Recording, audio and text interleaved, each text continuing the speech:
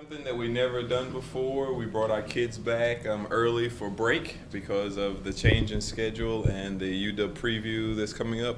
And Mother Nature said, "Don't do things like that without consulting me first." So we spent our time shoveling lane one to get a little work in while before school started. So that's kind of track in general right there. Was that a good omen to start the season, or bad? Well, I don't know about for them, but it definitely hurt my back. Luckily, we have a good staff here, and Ron and Carissa did a fabulous job of helping us navigate some of those Mother Nature type things. But we also practice over in the mode usually this time of year, so it turned out and worked out well. But enough about that. You guys don't care nothing about Mother Nature and that. But I did hear another tweet about Parker Stinson, one of our former greats, said, how many snows does it take before you to be tired and over it? 2. So I thought that was interesting, and glad that I don't live in Portland, who got 12 inches, which sucks. But the Oregon or UW Twilight or UW Invite, the meet that we're going to this weekend, kind of an opportunity for us to practice against somebody else, a rust buster type of meet. We always have these at the beginning of the year. Lots of teams going to be there. Lots of pros going to be there. Even from what I've seen on the heat sheets and entries, a little youngster who's going to be there, 8th, 9th grader, 7th grader, 6th grader, whatever whatever group she's in, which would be fantastic to get to watch her out there battling. So that's kind of what we're looking for. Some mixed bag of who we're taking there. I think you guys talked about to Hannah and a couple of the other Marcus, some of those Seattle natives up there earlier, and often and ready to get going. Hannah seems pretty motivated to get going herself. What are your thoughts on where she's at and what you're looking from her? Of course, we do a lot of testing and a lot of things like that in the fall, and then leading up to the winter, and she's done a fantastic job in that. She was someone that came to us last year and showed early promise, and then did well throughout the year. And she should be excited because her testing looks really well, and as well as all the kids going in there. But you never know until the lights come on, so we'll see how it goes. Speaking of the lights coming on, you have a lot of freshmen, a lot of newcomers. Is there anybody you're excited to see in particular when the lights come on this weekend? Yeah, well, we were talking about this as a staff, and there's no real one person that stands out because all of them are really, really talented.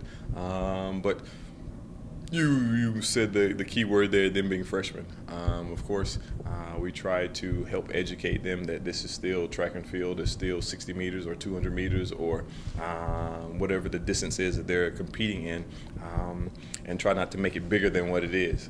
You've done this 1,000 times in your life, and you've done it another 1,000 times here in practice. So just go out there and do what we do in practice, and just because there's people there cheering and guns going off, don't make it any more or harder than it has to be. Obviously, you got the distance guys and the milers on the men's side, and you got the sprinters on the women's side, but what other strengths do you have on both of those teams? You said the distance and the sprints. We got the throws, we got the hurdles, we got the jumps.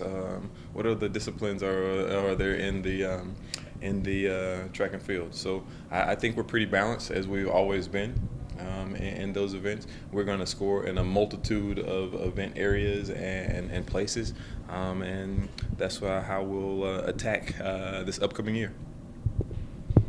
Edward's obviously shown versatility through the years indoors. Do you have a plan for him going into this year and kind of what you want him to focus on? Yeah, of course, there's always a plan. Run fast, turn left. That seems to be a good starting place. He does that pretty good. To go. Yeah, really good. So we'll take it as it comes. Of course, oftentimes the plans sometimes get derailed. So we'll see where it goes. He'll open up. When we go to New York in a couple of weeks, they'll still kind of building back up from the cross-country season, as you can notice in the entries that not many of our distance guys are going. So that's kind of the plan for this upcoming week. As the season moves on with the distance team, I mean, where do you expect people like Matthew and Katie to focus? Do you see them in the mile? Chris, you're asking questions that we've been asking. We don't know. Just as always. Last year, let's take for example. Your question is spot on. When I say I don't know, we really don't know. You heard there in the Bowerman when they were talking in the award when they were talking about Edward about is he going to run the DMR right after running the what was that, the 5K, and he came back and ran. But that was a 20-minute decision before he goes to the start. And so you're asking me about something in March or February, and we've batted around and thrown around 1,000 ideas, even as late as yesterday.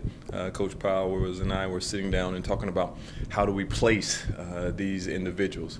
We have lots of milers. You know, we could probably enter 5 or 6 guys in the mile that could run under 4 minutes. We got guys that can run in the 3K, and then of course there's a DMR. So at this point in time, all of those are options. Do you kind of like, having all those pieces to be able to move across the board? Would you prefer something a little more settled? No, I'd be lying if I said it's not a good problem to have. I'd rather have 3 cars than just one, because you never know when you're going to get a flat tire on one of those. But unfortunately, I only have one, and so I take really good care of it and hope it gets me to and fro. These are what's that saying? They say not rich people problems, but first world problems. These are first world track and field problems that we got here at the University of Oregon, to have so many talented people that we can mix and move around.